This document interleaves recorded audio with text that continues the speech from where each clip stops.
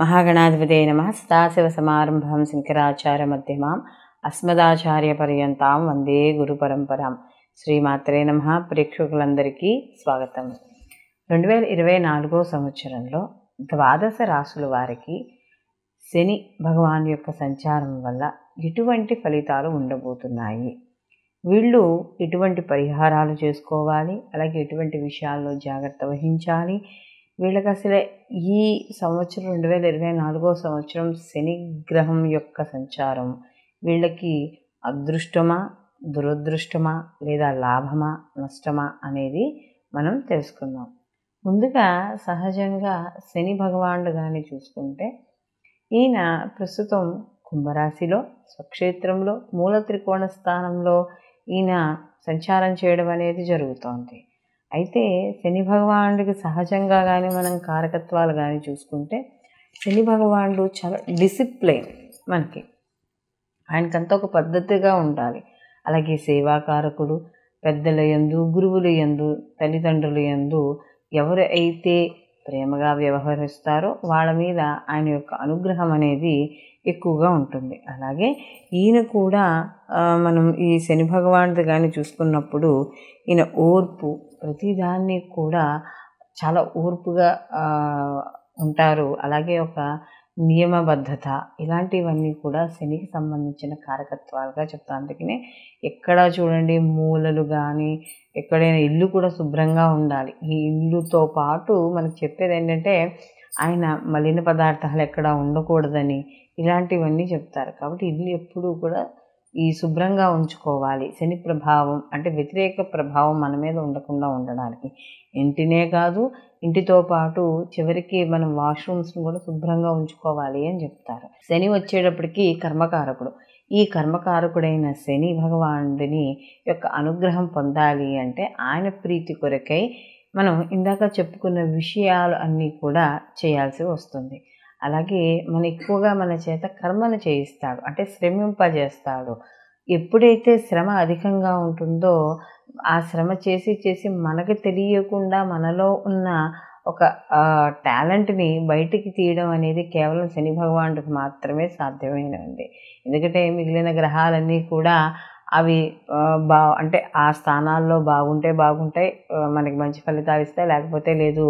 ఒకవేళ ఆయన వాటి వచ్చే మహర్దశల్లో కానీ అంతర్దశల్లో కానీ అవి ఇచ్చే ఫలితాలు ఇచ్చి వెళ్ళిపోతూ ఉంటాయి. కానీ శని భగవానుడు అలా కాదు. ఆయన ఒకసారి ఒక జీవితంలో ఒక స్థాయి కానీ ఇచ్చాడు అంటే అది తొందరగా పోదు. ఇచ్చింది తొందరగా తీసుకోవడం, ఆయన ఇచ్చాడు అంటే స్టాండర్డ్గా ఉంటుంది అని అర్థం అన్నమాట. కాబట్టి అలాంటి శని భగవానుడి యొక్క ఈ సంచారం వల్ల, కుంభరాశిలో సంచారం వల్ల ద్వాదశ రాశుల వారికి ఏ విధంగా ఉంటుంది అనే విషయాన్ని ఇప్పుడు మనం తెలుసుకుందాం. సింహరాశికి అధిపతి రవి. సింహరాశిలోకి మఖ 1, 2, 3, 4 పాదాలు, పుబ్బ 1, 2, 3, 4 పాదాలు, అలాగే ఉత్తర 1వ పాదము మనకి సింహరాశిలోకి రావడం అనేది జరుగుతుంది. ఈ సింహరాశికి కానీ మనం చూసుకున్నప్పుడు ఇక్కడ కూడా ఈ శని భగవానుడికి అలాగే ఈ రవికి కూడా ఇద్దరూ కూడా శత్రువులే, తండ్రి కొడుకులే అయినా కూడా శత్రువులు.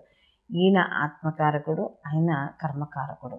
అయితే ఈ శని భగవానుడు ఎక్కువగా అంటే ఒకరికొకరు శత్రుస్థానాలు కాబట్టి కాస్త విరుద్ధ భావనలతోనూ విరుద్ధ నడవడికలతోనూ ఇక్కడ ఉండడం అనేది జరుగుతుంది. అయితే ఇక్కడ మనకి ముఖ్యంగా చూసుకున్నప్పుడు ఈ సింహరాశి వాళ్ళకి ఈ యొక్క శని భగవానుడి యొక్క సంచారం కానీ చూసుకుంటే షష్టమ సప్తమాధిపతి అయిన శని భగవానుడు ఇప్పుడు 7వ స్థానంలో సంచారం చేయడం అనేది జరుగుతోంది.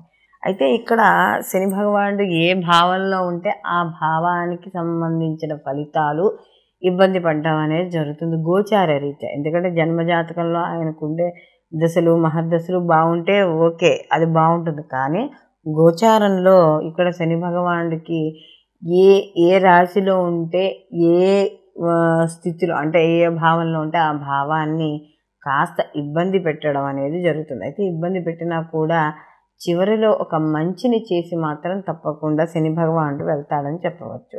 అలాగే 7వ స్థానంలో ఉన్నాడు కాబట్టి 7వ స్థానంలో ఉంటూ ఈ వీళ్ళకి ఈ తన యొక్క లా నవమ స్థానాన్ని చూడడం అనేది జరుగుతోంది. అలాగే ఈ సప్తమ స్థానంలో యొక్క దీనివల్ల భార్యాభర్తల విషయాల్లో కావచ్చు, అలాగే భాగస్వామి వ్యాపారంలో కావచ్చు, ఏదైనా సరే ఒక కాంబినేషన్తో ఉన్నవి నడుస్తున్నప్పుడు దానివల్ల ఇబ్బంది పడి, అంటే వాళ్ళ ఆలోచనలు కావచ్చు, పనులు కావచ్చు, వాటి వల్ల కాస్త ఇబ్బంది పడే సూచనలు అనేవి మాత్రం ఇక్కడ ఈ యొక్క సింహరాశి వాళ్ళకి కనబడుతున్నాయి. అలాగే ప్రతి పనిలోనూ కూడా బద్ధకము, పనులు ఆ తర్వాత చేసుకోవచ్చులే అని చూడడము, లేకపోతే ఏదైనా అది చదువు కావచ్చు, ఉద్యోగం కావచ్చు, వ్యాపారం కావచ్చు, కాస్త శరీరానికి బద్ధకం అనేది ఎక్కువగా ఉండడం అనేది జరుగుతుంది. కాబట్టి అలాంటి విషయాల్లో కాస్త జాగ్రత్త అనేది వహించాలి. అలాగే ఇక్కడ ఇక్కడ ముఖ్యంగా చూసుకున్నప్పుడు ఇక్కడ ఈ సింహరాశి వాళ్ళకి రాసాధిపతి వచ్చే రవి కాబట్టి సహజంగా రవికి సంబంధించిన శ్లోకాలు ఆద్యహృదయ పారాయణం, లేకపోతే ఇంకేదైనా అరుణ పారాయణ చేయించుకోవడము, ఇలాంటివి చేయించుకోవడం. అలాగే ముఖ్యంగా ఈ ఆద్యహృదయ పారాయణ, శనికి సంబంధించి తైలాభిషేకాలు ఇలాంటివి చేయించుకోవడం ద్వారా మరిన్ని మంచి ఫలితాలు పొందడం అనేది జరుగుతుంది. మనము ఈ యొక్క శని భగవానుడి యొక్క సంచారం అనేది గోచార రీత్యా చెప్పుకునే సంచారం.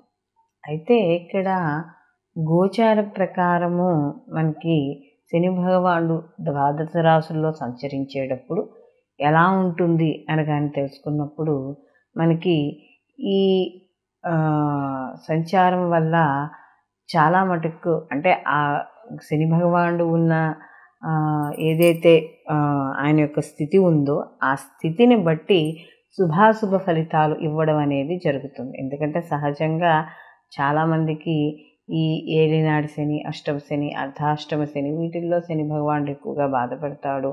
అలా అని మనకి కొంత అవగాహన అనేది ఉంది, అందులో కొంత వాస్తవం కూడా. ఎందుకంటే జన్మజాతకాల్లో ఉండే ఫలితాలకి, గోచార రీత్యా ఉండే ఫలితాలకి కొద్దిగా వ్యత్యాసం అనేది ఉంటుంది. అందుకనే శని భగవానుడి యొక్క అనుగ్రహం పొందడానికి చాలామంది ఏం చెప్తారు అంటే, ఆయన యొక్క అనుగ్రహం పొందాలి అంటే ఎక్కువగా దైవారాధన మనం చేయాలి. అలాగే కర్మను ఎక్కువ చేస్తూ ఉండాలి, సేవా కార్యక్రమాలు ఎక్కువ చేస్తూ ఉండాలి, ఎవరికైనా దానం చేస్తూ ఉండాలి. మనకున్న దానిలో ఎంతో కొంత ఒకరికి పెట్టాలనే భావన అనేది ఉండాలి. అలాగే అధర్మమైన పరిపాలన కానీ, లేకపోతే అధర్మంగా సంపాదించే డబ్బులు కానీ, ఇవన్నీ కూడా సంపాదించి పెట్టుకోవడం వల్ల ఎక్కువ కాలం ఏమీ నిలబడవు, అవన్నీ కూడా పోవడం అనేది జరుగుతుంది. కాబట్టి ఇక్కడ శని భగవానుడి యొక్క అనుగ్రహం పొందడానికి, శని ప్రీతి కొరకై అందరూ కూడా ఈ యొక్క శని భగవానుడికి సంబంధించి మనకి ఈ జపాలు కానీ, తైలాభిషేకాలు కానీ, లేకపోతే శివాలయంలో మనకి ఆయనకి సంబంధించిన అభిషేకాలు కానీ, ఏవో ఒకటి ఇలా ఆయనకి సంబంధించినవన్నీ చేసుకోవడం, నిత్యం ఏమీ లేకపోతే కనీసము కాలభైరవాష్టకాన్ని చదువుకోవడం, మనకి ఉండే వీధిలో కుక్కలు లాంటివి ఏవైనా నల్ల కుక్కలు లాంటివి ఉంటే వాటికి రోజు కాస్త పెరుగు అన్నాన్ని పెట్టడం, ఇలాంటివి చేయడం ద్వారా కూడా ఆ శని భగవానుడి యొక్క అనుగ్రహము పొందడం అనేది జరుగుతుందన్నమాట. ఎందుకంటే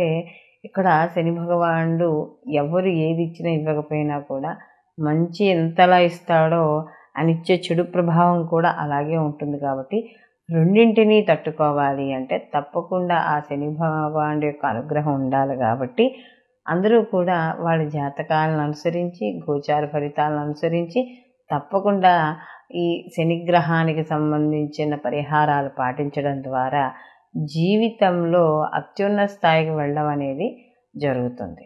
సర్వే జనా సుఖినో భవంతు, లోకా సంస్థ సుఖినో భవంతు.